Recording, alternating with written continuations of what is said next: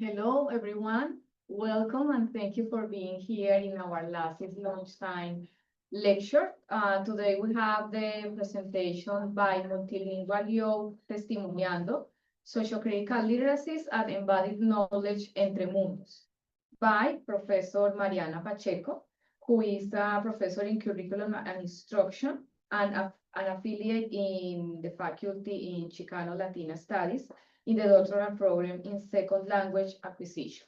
Her scholarship focuses on meaningful opportunities for bilingual students to use their cultural, linguistics, and cognitive resources for learning and self-determination.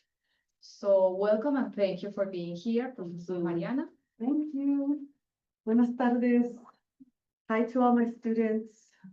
I know some of them are online. Thank you to LACIS for inviting me, and I look forward to interdisciplinary. All right, so thank you to LACIS for inviting me to come talk with all of you. The title of my talk is By Multilingual Latino and Chicano Youth Testimoniando Sociocritical Literacies and Embodied Knowledge Entre Mundos, which means in between worlds. I'll be talking about a 4-week summer institute that was centered around a key guiding question in my research and scholarship, which is about how to think about language diversity and bimultilingualism as a resource for bimultilingual children, rather than thinking about it as a deficiency that needs to be fixed in education. And so the 4-week summer institute was not focused on bimultilingualism as a skill set or a knowledge set of knowledge, but rather focused on students' subjectivities and the extent to which being bimultilingual shapes those subjectivities. So I'll be sharing some testimonials and talking about implications for educational policy and practice. I want to acknowledge, first of all, my research, my collaborators, longtime collaborators and very close friends, Dacia Gonzalez, Kate Roberts, Anna Lord, Joan Hong. Most of them actually, the ones on the right side actually started with us as grad students and now they're moving on to their professional careers. So it's been amazing to collaborate in the long term. So the program is called, the 4-week summer institute was called GANAS. The acronym stands for Gira Académica para Nuestros Alumnos Sociocríticos. And we actually borrowed the acronym from the phrase Echándole Ganas, which is a common Spanish language phrase about hard work and staying the course and resilience. We really wanted to focus on not just the resistance piece, but the resilience that students can discuss and address in their testimonials. And so some of the key arguments I'm going to be making, which I don't have my notes, so now I'm gonna have to wing it, or when I can't move, I have to stay here, sorry, are around providing these students. So testimonial was a culminating project. So by inviting students to share the testimonials and their sense making and learning and knowledge entre mundos, in between worlds, they make visible the cultural knowledge that they're developing through being bimultilingual, multicultural, by being racialized, by being minoritized ethnically and racially. And so one of the arguments I want to make is by providing students an opportunity, a space to tell their stories, really makes visible the resources that they're developing, knowledge that they're developing, insights that they're developing, not because they're bimultilingual, but how being bimultilingual creates an opportunity and an opening for these knowledges to develop. All right, so just very quickly, I want to address why I use the term bimultilingual. It recognizes, so all of the students were bimultilingual. In education, we refer to them, the more common label is English learners. And so, but I use the term bimultilinguals with the youth themselves, but also in our work and in all my classes to recognize the home languages alongside English, so that it's clear that they're not just learning English. That's not the overriding category or meaning that shapes their schooling and educational trajectories, that they bring lots of resources in their home languages. It also reflects language variety, speech registers, discourses that they speak, even in nationally recognized languages like Spanish and English. So we might even say that they speak Spanishes, that they speak Englishes, Chineses, etc. So that term also reflects that. I also want, even though I use this term, I also just want to acknowledge how important it is, and you'll see this in the testimonials, how important it is to account for the intersectionality that affects their lived experiences. So what I mean by that is how not just being bilingual or linguistically minoritized individuals, how those intersections with their class backgrounds, their race, ethnicity, their gender, nationality, etc., affects their lived experiences. And you'll hear them talk about their lived experiences in these intersectional ways. So we acknowledge that bi-multilinguals experience educational vulnerability primarily because their linguistic resources and knowledge are devalued, if not ignored completely in education. So that means when we don't value and recognize and acknowledge the linguistic resources and knowledge that's available through their home languages, we're missing out, or they're limited in terms of the cultural knowledge, lived experiences, and subjectivities that they can draw on to engage in learning and meaning making in places like classrooms. They are also denied representation through a Eurocentric curriculum. And generally speaking, our educational goals are often focused on narrow academic outcomes in English. So we're really limiting the extent to which these students who are learning English in school, but also have a wealth of knowledge and resources in their home languages available to them. We're limiting limiting the ways that we might more fully understand and appreciate all of the resources they bring to their learning and sense making in school. So based on this educational vulnerability, I draw on a Borderlands framework that conceives of social, cultural, linguistic, and epistemological differences as borders. So these are bi-multilingual students for whom their bi-multilingualism is rarely sort of valued and recognized. And so this framework allows me to think about the linguistic differences and diversity that they represent, the cultural differences and other social and cultural differences as borders that they are crossing on an ongoing basis. Conceptualize this way then, in terms of the borders that they're crossing, not just in schools, but on an ongoing basis outside of school and home community context. It also allows me to focus on the learning and sense making and knowledge that they're developing entre mundos, or in the ambiguous and contradictory in between spaces as well. And this is, according to Gloria Nsaldúa, she talks about or conceptualizes this sense making as seeing double. She says living between cultures, and we could add other kind of borders there as well, language and epistemological differences, worldviews, etc. Living between cultures results in seeing double. Seeing from two or more perspectives simultaneously renders those cultures transparent. And so being in the in-between and seeing double is what gives rise to some of this learning and sense making that youth will address in their testimonials. The other conceptualization that I find really powerful and compelling is in Gloria Nsaldúa's work is this knowing through mind, body, spirit. She calls the body smart. And she's really speaking to the intuiting, sensing, and the sensitivities that are also developed in the in-between. She also argues that people who are doing this crossing borders, this border crossing, are actually developing this intuiting and sensing and sensitivity in a more acute way, rather than individuals who might not engage in so much border crossing. The other important aspect of this framework is on the kind of moves that people are making as they're engaging in border crossing. So it's not just something that they're experiencing, they're not just learning and engaging in sense making. They're also emphasizing, because of their ability to see double and their ability to understand the social world and how it works through these borders that can be harmful to some individuals. We also put an emphasis on, or Gloria Nsaldúa also placed an emphasis on reimagining possibilities and social futures for all marginalized and oppressed peoples, right? So it's the ability to see double, the ability to engage in sense making and develop knowledge entre mundos in the contradictory and ambiguous in between. Also gives some insights into how to defy borders, how to transform borders, so that diversity and difference isn't experienced in the harmful ways that the youth will talk about. So this might mean, for as an example, transforming practices and ideologies that reproduce things like harmful experiences around racism, xenophobia, sexism, etc. So taking this framework, we designed a social design, the Ganas Institute as a social design experiment that is characterized by these three guiding principles. That number one, it advances an equity-driven learning ecology.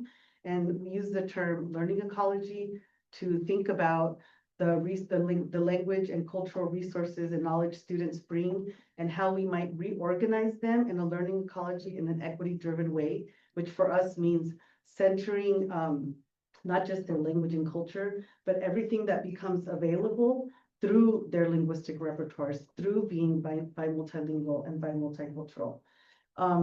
A social design experiment is also guided by the promotion of students' meaning-making and critical thinking, and also conversations about advancing social change, not just for individuals, but for collectives of individuals. And so Chris Gutierrez and Susan Giroux describe it as a coordination, or maybe I think about it as the reorganization, comparing a social design experiment to how we might think about classrooms as limiting the ways that students can draw on these resources. A reorganization and coordination of past, present, and future-oriented actions and identities sets the conditions for new forms of agency central to realizing possible futures. So this learning ecology creates conditions for students to think about and articulate and imagine new possible futures. The program, the Ganas Institute, was also guided by a socio-critical literacies, which is a historicizing literacy that privileges and is contingent upon students' socio-historical lives, both proximally and distally. And a distinguishing feature is its attention to contradictions. And so here we prioritize historicized understandings of contemporary conditions and circumstances that youth are experiencing, particularly in contradictory ways. And so I'll be sharing some examples about that. So as an example, we might examine social and historical forces that shape contradictory notions of citizenship in the US, as an example of the ways we might implement a socio-critical literacies approach. We were also informed by a testimonio methodology. It's a literary genre that gained prominence in Latin America since the 1970s. And the US has been taken up more explicitly to advance firsthand oral and written experiences with marginalization, oppression, and resistance. It's also been acknowledged as not just a product, but a process, a product and pedagogy. So as a process, it means coming together with other individuals to share our narratives, to develop narratives, to engage in reflective thinking. And that also has implications for pedagogy. So our program is just designed around testimonial methodology in these ways as well. Thinking about the testimonial as an entire process across the 4 weeks, as a product, of course, and as a way to organize our own pedagogical approaches. The last thing relative to the testimonial was the notion of bearing witness. Maria Lugones actually talks very powerfully, I think, about faithful witnessing, which means bearing witness in solidarity with people who are sharing these stories, so that we're not just listening and hearing and appreciating, but actually listening in solidarity. And Maria Lugones says on the side of power, people tell their stories. So the Ganas Institute was a 4-week institute. We met Monday through Friday with the youth. This was in 2021, 2022. So it just was easier to implement the work online. So we had 3-hour virtual meetings. Again, it was really important for us to have a highly diverse instructional team, linguistically, culturally, racially, and ethnically, and so on, because we didn't want students to be marked by their language backgrounds, so that there was always someone available as part of the institute on the instructional team that could speak both of your languages and speak to some of your shared experiences and histories.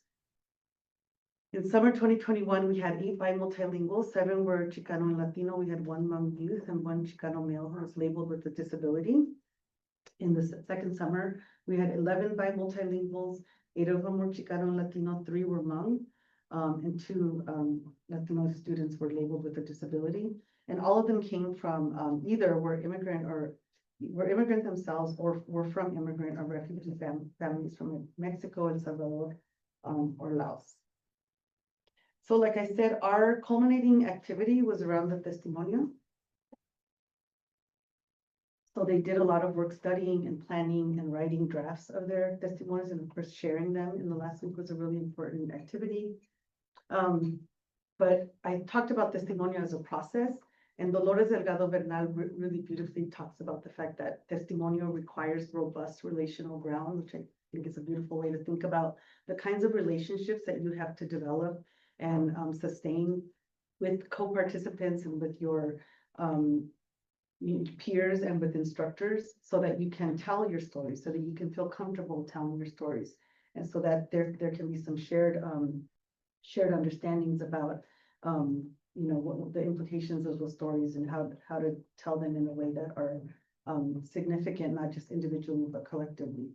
We also had lectures and guest speakers. Lectures and guest speakers were really helpful for understanding these bi-multilingual youth, that their experiences weren't unique to them, and that there's actually literature and bodies of work that speak to some of the collective outcomes based on being Chicano, Latino, among bi-multilinguals.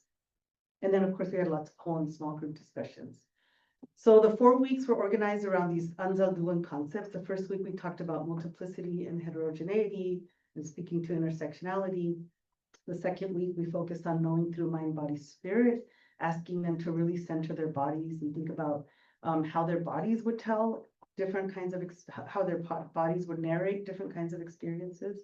We focused as well on collectivism, and finally on solidarity and social action, thinking about like, how does this matter for our futures collectively, not just for individuals. So our research questions were around how youth enacted sociocritical literacies and historicized understandings through their testimonials. How did they make evident that they understood their experiences in social and historical ways? And about what lived experiences, knowledges, and resources they drew on to engage in critical social thought and reimagining new social futures. Our data sources were curriculum documents, over 120, this is across 2 summer programs, so the whole set includes over 120 hours of transcribed class meetings, chat data, of course, student work, and of course, the testimonials, and I'll be focusing on testimonials today because I think they're really powerful and to share and helping us think about these students' lived experiences. So just as some examples of these data sources, they read lots of model texts in the first week and were responding a lot to model texts. So they read excerpts of Rigoberta Menchu's testimonial and responded, used some of the structure she used to tell her story, and they did some of that as well. So this is just a quick write from a student in week 1 about telling our stories and thinking about the difference between testimonio and testimony. And just as an example of some of the dialogue that I think was instrumental in helping students develop their testimonial, this is an example of Jorge having a conversation with Silvia, one of the instructors. And he had just been in a small breakout room.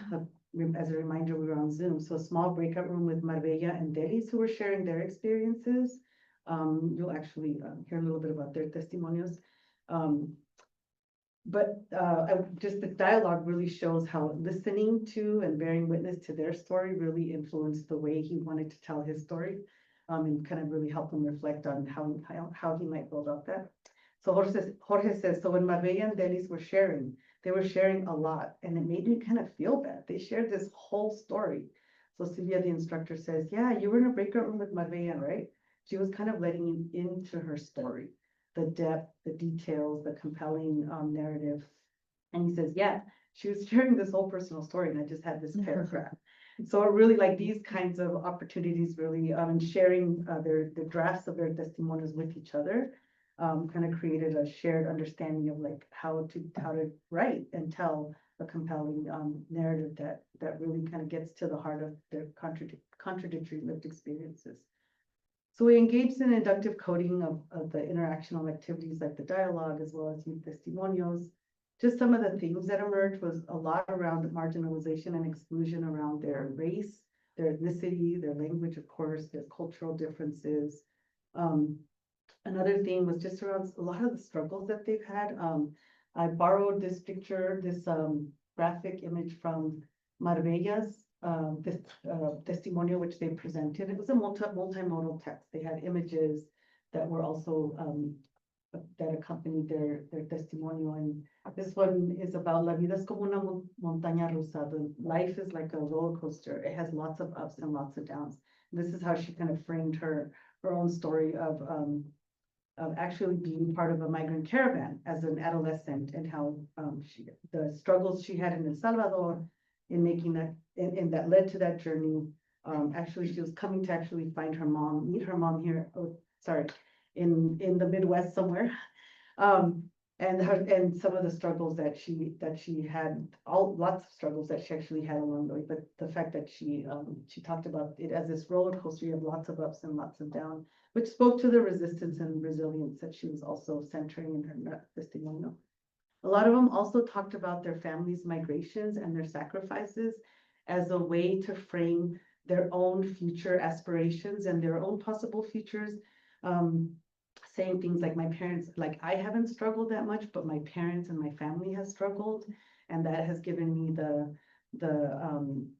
sort of motivation in the social sense of like, I want to give something back to them, and I want to give something back to others like me. So those are some of the themes in the testimonial. So I wanted to share one testimonial that's actually available on a website, and I've included the link at the end of the slides if anybody's interested in learning more about our program. This is a testimonial written by Agnelia Nepomuceno Barragan, and she will talk about her intersectional identities in the context of schooling. She will mention something that we refer to as tracking. It happens in education. It's basically the separation and segregation of students, typically by ability. And it's not just that we separate by ability. That might seem like a benign, neutral thing to do. Like, yeah, the kids that are farther ahead should be working together. But what tends to happen is that the kids on the lower track, however that might be constructed, tend to receive lower quality schooling and learning opportunities. And so it becomes a cycle of reproducing the low skill levels, however that is defined. So I just wanted to mention that because she talks about being grouped based on who she is. Maybe this will work. I was a witness. I experienced it. I will share my testimonial. I have many identities. I am of Dominican descent. I am a girl. I am Latina. I am Hispanic. I am mixed. I am trilingual. I'm the eldest. I am a daughter, and I am a first-generation immigrant. It is no surprise that when one has many identities, they overlap. The negative aspects are doubled and maybe even tripled compared to others whose identities aren't as complex and diverse. I, for one, can agree with that. Especially when put into an environment like a school where you're surrounded by kids and teens that are still learning how to be good people, respect others and their differences, or even teachers who never learned those traits themselves. My testimony will focus on the many ways my identities influenced my school life.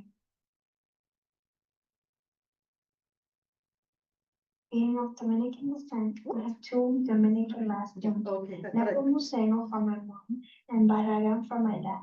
This has impacted my life because when I receive an award from school, the last names have 90% of the time been botched or removed off an award or certificate. Even in school emails I get assigned, they cut off the Nepomuceno. My name is Agnelia Barragan Nepomuceno. Being a first-generation immigrant has impacted my school life because my parents have high expectations of me, but in the early years at school, teachers would expect the worst. Even when I was very little, my parents would ask me to translate legal documents, and they would expect high grades to compensate for the trouble they endured to enter this country. However, at school, it was a different story. Most teachers at my elementary school would separate students into groups depending on their intelligence, with activities that corresponded with that group. If they thought you were smarter, you got harder work. If they thought you were dumber, you got easier work. I was always put into the worst one, and most students in that group didn't speak much English. Most spoke Spanish, and at first I thought that the teachers wanted to use me as a translator to help other kids in that group. But I was the only one, because I was the only one who could speak a lot of both English and Spanish. But I realized that it wasn't the case. They put us there because we spoke Spanish, and when I discovered that, I felt discouraged. I wouldn't complete my work anymore.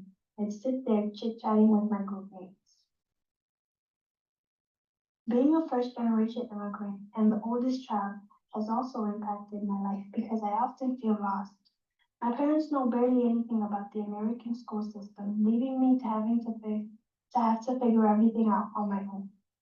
I remember that when I graduated elementary school, I thought I was going to high school, but the teachers told me that I was going to middle school. I thought it was the same thing, so I started buying lots of things for my locker, but was shocked when I went to middle school and saw there were none. We didn't switch classes how I thought we would. There was no field or cheerleading team. I was so disappointed. If I would have had someone to guide me, someone to explain, I probably would have known and not created that illusion. Not only that, but when I went to middle school, when middle school ended and high school application process began, I was so confused and lost. Most of my friends were going to high school with their parents or older siblings recommended. High schools they knew because other family members had gone there, but I didn't have that. I have no older siblings, my parents are immigrants, they didn't go to an American high school, so they couldn't recommend any. I was so lost and ended up going to lots of high school open houses. When I finally got to choose my high schools, I was still very lost and ended up in a high school I'm not that happy about, but it's okay. My purpose. The purpose of my testimony is to bring awareness. Schools misrepresent people like us all the time. Our names, our knowledge, our people, and our experiences. I wish that school actually became a place to learn, a place that actually cares for all students' well-being no matter what.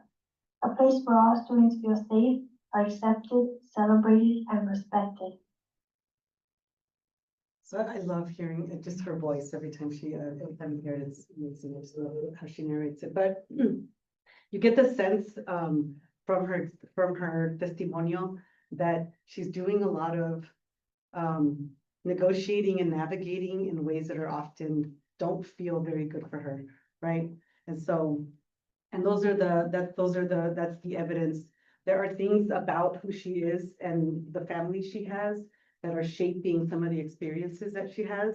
And so that's what she's sharing in her testimony. So I wanted to talk a little bit about that. So she has embodied knowledge around, so thinking back to the research questions about like the learning, the sense making, the knowledge. She has lots of embodied knowledge about these marginalizing negative experiences.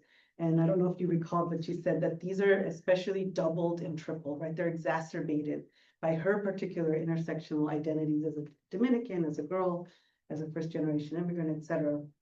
So they're negative and she perceives them as negative, and she understands that there's something about who I am that is related to these experiences.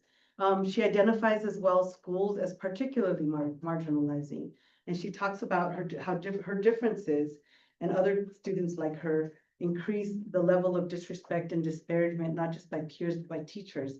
And it's interesting that she says like I guess they're still learning or never learned to be good people, right? So there's something happening there towards her that she's speaking to. And in terms of her name, right, she talks about it being botched and cut off, even though for her, it reflected her Dominican, what she called her mixed identities. She also speaks to systemic exclusion in education, and she's talking about the transition from elementary to middle school and middle to high school. And it's really interesting. There's a significant body of work on the Chicano Latino educational pipeline that identifies these critical transitions. They call them critical transitions, these between elementary to middle and to high school, as really important spaces where a lot of students face a number of obstacles that obstacles that increase and can come to drive them to either leave school in a lot of cases or to choose paths, like Agnelia, choose paths, like in her case with the high school, or choose options that don't necessarily reflect what they wanted. She speaks to her immigrant parents' unfamiliarity with U.S. educational system and its effect on children. And so she's sensing here and identifying that there's something, she doesn't call it systemic, but there's a lot of assumptions and expectations that are made about what students making during these transitions, and what parents bring to those processes, to those systems that are incredibly complex. And she also talked about her increased vulnerability to the fact that she didn't have older siblings, that she didn't have people in her network. And I just want to just highlight and emphasize, she wasn't blaming her parents, but she's sort of acknowledging the fact that whatever was assumed that my parents and me would have, the kind of knowledge we would have, we didn't have it. Not because there's something wrong with us, but because they just weren't familiar with the U.S. education U.S. education system. So she talks a lot about contradictions in her life experiences being shaped by these contradictions. She talks about her parents having high expectations and her teachers having what she called worst expectations. She also experiences these contradictions around her bimultilingualism as an asset versus a deficit. So she talks about being tracked academically by language. And she's again sensing and intuiting this. Like, teachers don't say, we're going to track you by language, or you speak Spanish, go there. It just happens to you. And she's sensing and intuiting, developing insights about why that's happening. And she also understood that language was being linked to intelligence, right? She says the smarter kids got harder work, dumber kids got easier work. Again, nobody's saying this to her, but she's reading and interpreting these bordered spaces in these ways. She also, talked about her being a skilled translator and interpreter for her family who spoke only Spanish. But then in school, she's constructed through these tracking practices as a Spanish-only speaker. And yet she also talks about her own sense-making about these contradictions. She says, at first, I thought these things. I thought I was going to be translating. I speak Spanish and English really well. I'm a good translator at home. She's like, and then I realized, so you think about, you almost feel the heartbreak and disillusion. And she actually says that in her testimonial. I also want to highlight how she talks about her body as sensing some of these things. So she says she talks about feeling discouraged, disappointed, confused, and lost, not that happy. And that image of I would just sit there, right? So really speaking to her body as a resource for resistance, right? Choosing to just sit there. But also raising consciousness and reimagining her schooling. She ends by saying, I wish, right? Reimagining future possibilities. I wish that school actually became a place to learn where all students feel safe, are accepted, celebrated, and respected. So just sharing a few other testimonials. This is a testimonial written by LACIS, and it really reflects her embodied knowledge around colorism. She happened to attend what she called it a not very diverse elementary school, which I interpreted as a very white elementary school, and she was a Latina youth. She says, I never liked when my friends in first grade would compare each other's skin colors, and it was always me who was darker. It always made me feel like I needed to be lighter. The thoughts and feelings I had about having lighter skin were terrible. I thought that light skin was better and more attractive than having dark skin. I remember showering, and I would try to scrub harder just to remove my color and be lighter. I was only 8 years old. That should have never been a worry in my life as a Mexican little girl in elementary school. And you see here very much her being a racially minoritized, ethnically minoritized, and what she described as a white space led to her perceiving her own skin color in these what she calls terrible and horrible ways.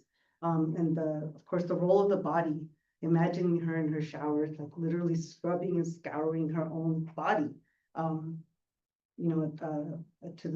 the point of trying to be lighter.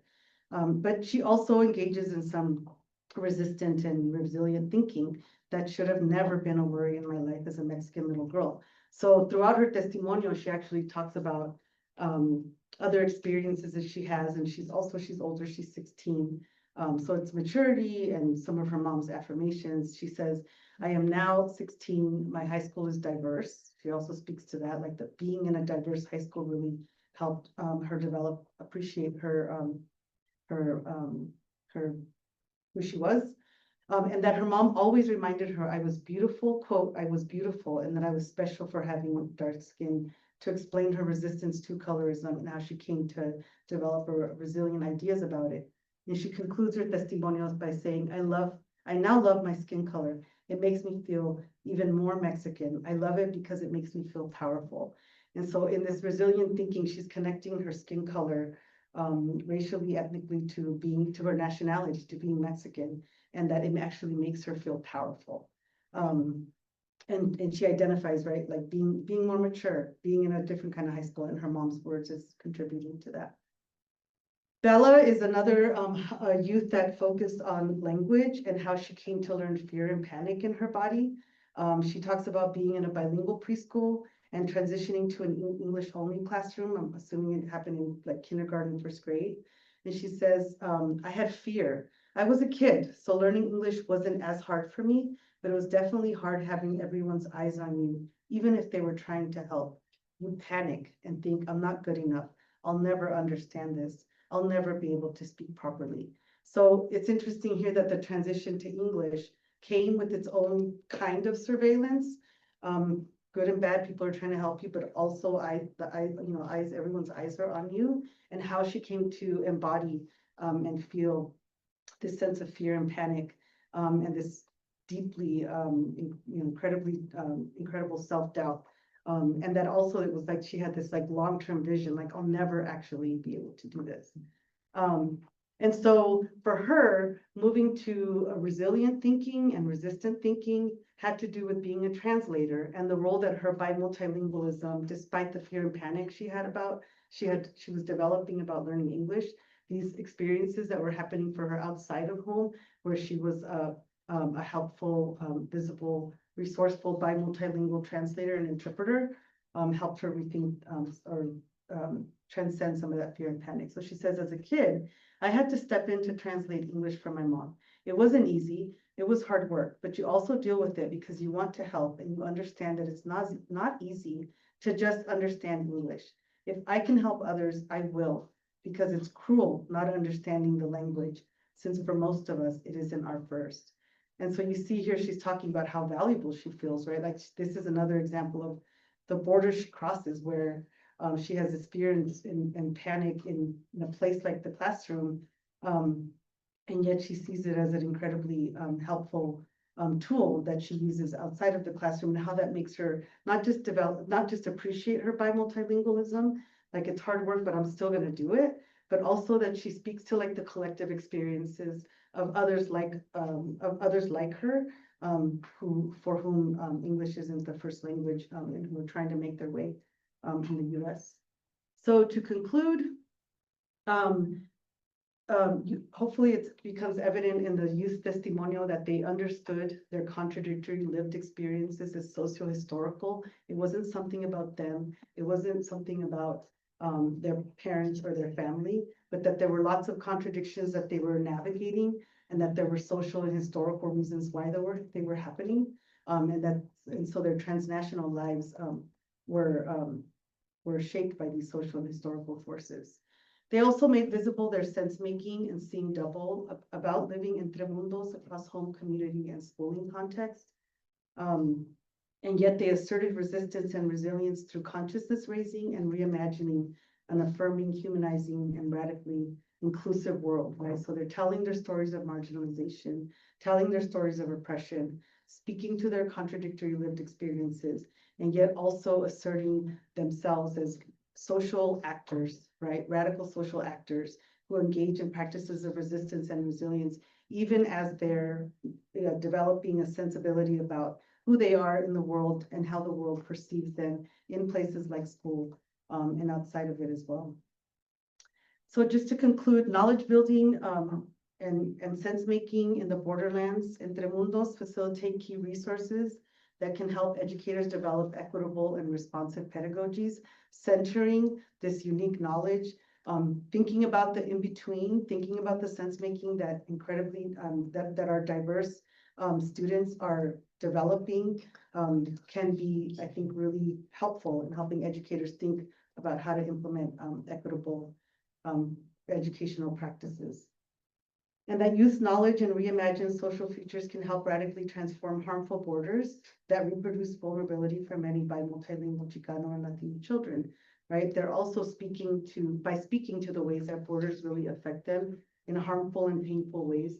They're also articulating and reimagining classrooms as they could be, schools as they could be, life as it could be, and futures as they could be, not just for themselves, but for other people like them. So, and with that, so the link to the website is in I don't know if there's a way to share that, but it's also here to, if you're interested in learning more about the Ganas Institute and viewing more testimonials. And then just a reference to an article that just came out in September that, about this work that I'm excited about. So that's it. Thank you. Thank you. Thank you very much to Professor Mariana for her presentation. We have some time for questions. Yes. Mariana, it's really interesting to hear more about this project. Can you tell us a little bit more too about how you, or in what ways you got students to think about like the structural reasons why, for example, like teachers at the high school and things like that, people and why there's some parent spaces? Yeah, so I will highlight two things. I actually mentioned that the lecture. That the lectures that we invited and the lectures given by the instructors helped to speak to some of this, right? So I was on the instructional team, my colleagues were on the instructional team, and we shared bodies of research and scholarship about being Chicano and Latino adolescents in high school, and sort of some of the conditions, right? Structural conditions that help explain their educational outcomes. And so that was really helpful. The other thing too is I think in telling and listening to each other's stories, right? Understanding like this didn't just happen to me, and other people are talking about it my peers are talking about their experiences in these ways and pointing to these factors and these reasons.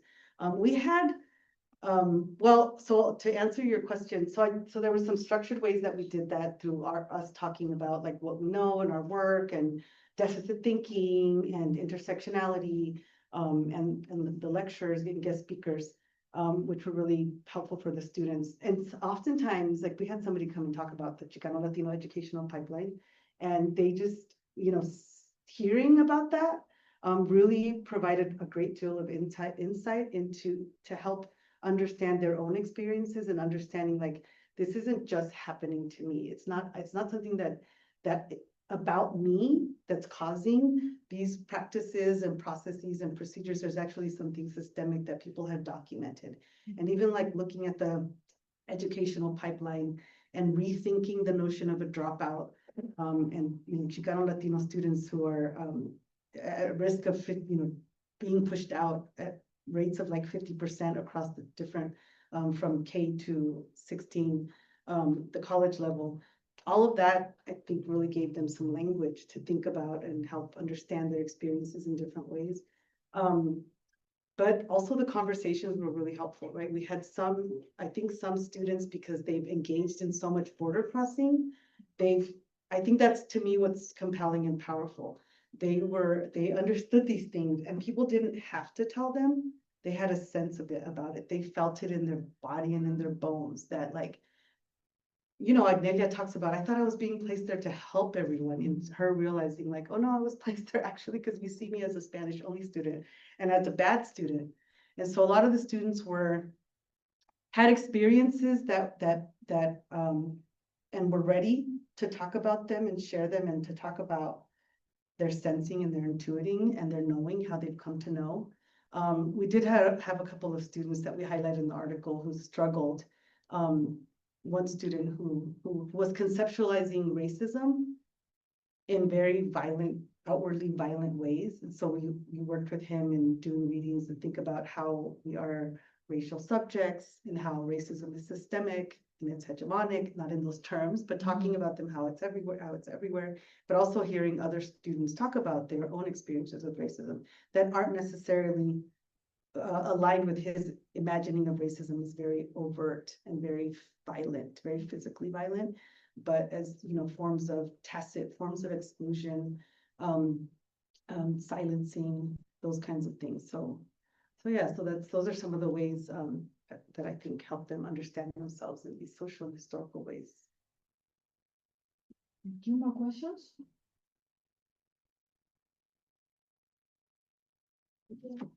Thank you, Mariana. I really enjoyed your talk, and I was curious, how you identified students to participate in this program. Was there any partnership with schools?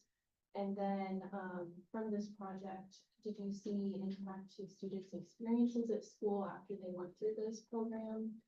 And then, maybe some takeaways that, you feel like could be used to inform schools and how to support these bilingual students. Yeah, so your last question was some ideas of how to support bilingual students in schools? Yeah, takeaways, to inform schools. Yeah.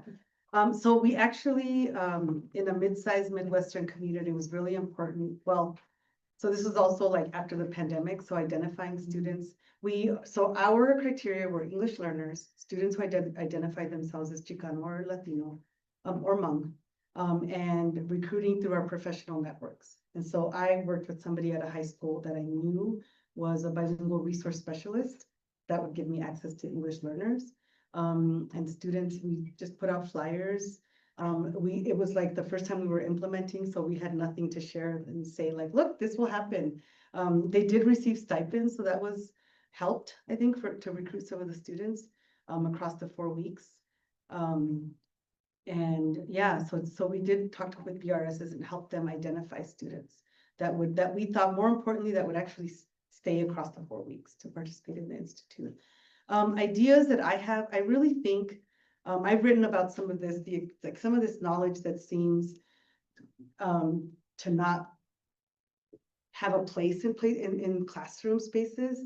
I would argue that yes, they do, and that there are ways to align or to promote learning outcomes and objectives that reflect different content areas, but really centering this in-betweenness that I think we don't make enough space for in classrooms would be really important. I've written about how some language practices that actually reflect the kinds of like metaphorical and figurative language that we value in places like schools. And so I think naming these kind of border crossing experiences and this border crossing knowledge, helping youth to talk about, helping youth or making space, not helping, but making space for youth to talk about how borders affect their lived experiences and how they navigate and negotiate contradictory lived experiences. I think could be fruitful ways for them, for teachers to think about how that might be implemented in the classroom or how they can take that up in the classroom.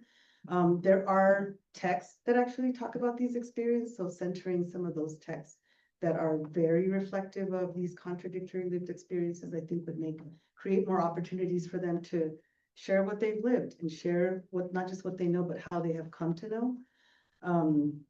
Yeah, but a lot of it, I think, has to do with, it's really important not to essentialize too, right? Not all students that are Chicano, Latino, and bi-multilingual might speak to their experiences in these ways.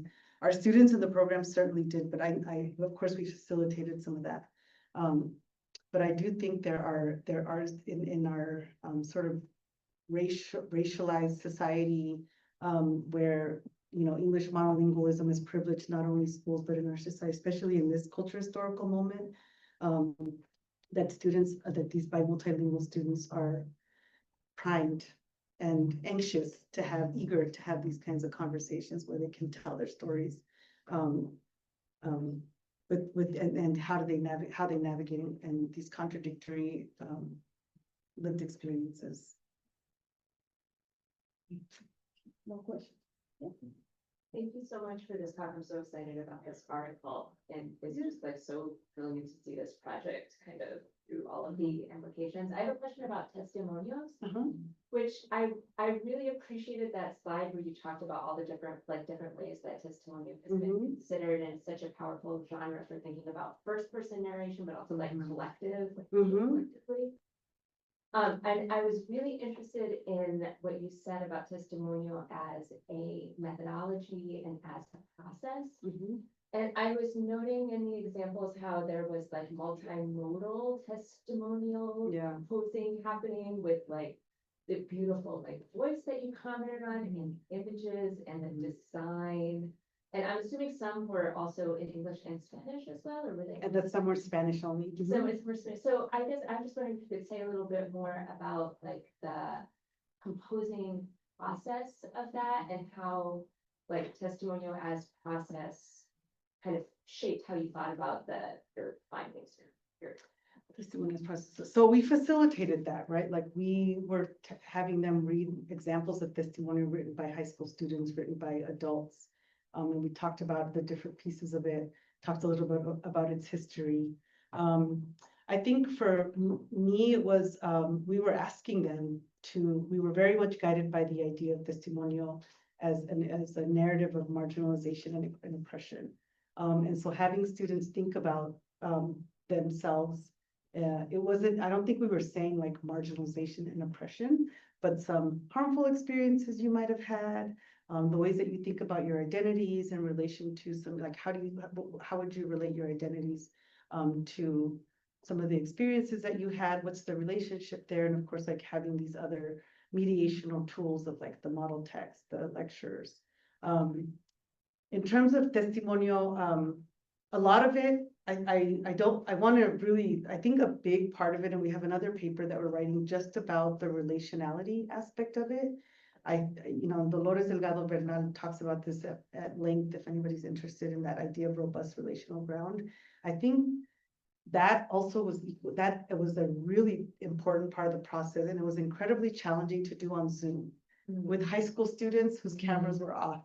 That was so hard. We understood, it became really evident that we understood that to tell these stories, we were going to need some strong relationships and to do lots of relationship building, especially on Zoom with kids whose cameras are off. And you're like, are you even there? Like, you ask a question and it's like crickets. So we were very intentional about that. And we have another paper where we're talking about all the ways we were trying to develop relationships and structuring questions so that they weren't just sharing, but actually responding to each other's testimonials to say like this was really not in those ways, but like, this, I really like this aspect of your testimonial. I really liked how you talked about to kind of guide peers and each other in terms of what aspects of the testimonial or drafts become more compelling and become more powerful based on the people who are listening, who also have some shared experiences, right? Whose experiences are reflected in their peers' testimonials as well. I would say that they were eager to tell their contradictory lived experiences, but we had to be really intentional about the relationship building. We didn't get into kind of correcting and give any rules about, we're going to read them, language. Students oftentimes wrote hybrid text where they were using English and Spanish. We had some Hmong youth that did some really beautiful, accompanied their testimony with really beautiful representations. And we're very intentional about when to use Hmong phrasings and terms throughout the testimonial. And so we honored that. Like we didn't give, there was nothing about correctness and length. Like we gave lots of guidelines, but we're trying to be more flexible about like what it had to look like. Some were shorter, some were longer. One quick note also, Kate, is that these were recorded in this way for this website. So there are 3 on this website. This is one Hmong students. And not all of them were produced in this way. Oftentimes it was like a PowerPoint with images and they narrated it. So we have the narration from the Zoom recordings, and they were very multimodal. And we talked a lot about developing collages and how to represent some of these experiences, which is like with Marbella, with the Montaña Rusa. That was the roller coaster. That was a big kind of guiding frame in her own testimonial. So they had lots of autonomy and flexibility, but it was really a kind of joint collective process in really just coming to a place of how to not make sure, but like how to support each other, making sure that our testimonials were compelling and powerful, like that they really drew you in. that they were really proud. And of course, we did some of that as instructors, giving feedback, like, oh, this was a really great, can you share more details here, right? Like that you would expect maybe instructors to do. But it was really in sharing with each other and saying like, that was a really powerful story. Like, I really liked it. Some of the ways we structured that as well was like by creating a Google, we were on Zoom, right? So creating Google Slides where people would give feedback when peers would share their testimonial, so that you also had it kind of written there for people to express if there was some kind of shyness around. You know, the cameras were off. So it's like, how do we also get them to talk to each other? Not just by turning on their microphone, but also by like writing, giving each other written feedback on Google Slides. So that. And I imagine like that also kind of contributed to the relational Yeah. that you're talking about, right? Because then it's like students are seeing their experiences reflected in the Right. of each other. Yeah. It's such a beautiful like reframing of the critical power of peer review. Yeah. Yeah, it was very hard to do. We had to get comfortable with the cameras being off, because we also understood, like, the minute we force something like, you know, you're not gonna get your stipend if you don't turn your camera on. We felt like that, right? Like we're like, okay, what can we say? And we talked about it a lot. And actually, there's another paper where we actually talk about our struggle with that. But we were really, you know, guided by humanizing pedagogy, humanizing practices, where if they wanted to turn on their cameras, so be it. If they didn't, we're on Zoom. This is a format mode we chose, so we have to be okay with that. And we had lots of conversations. It was very uncomfortable, but then they produced these texts and they were engaging in these ways. And so there was lots of icebreakers and getting to know you. And can you create a collage so that we can get a visual, an alternative visual, since we can't see your face, or be in share space with you physically, like a collage to kind of represent yourself in a way that's accessible to us beyond like just your name on the Zoom gray square. So that also was helpful. Thank you. Yes. On that idea about cameras on or off on the Zoom, might some of that had something to do with the quality of the internet access? With the what? Quality of the internet access, signal. Yes, I mean, in some cases, not, most of them had, what do they call those, Chromebooks that the district let them take home at that time. So a lot of them had that through the district, that they didn't have their own. And a couple of them did.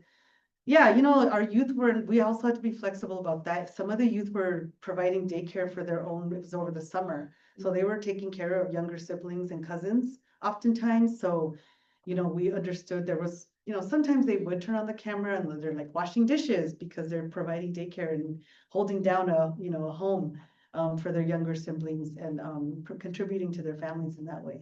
So not always. So in the case that I'm thinking of, she was on her phone. But she was present, and she, you know, when she could, she would get on.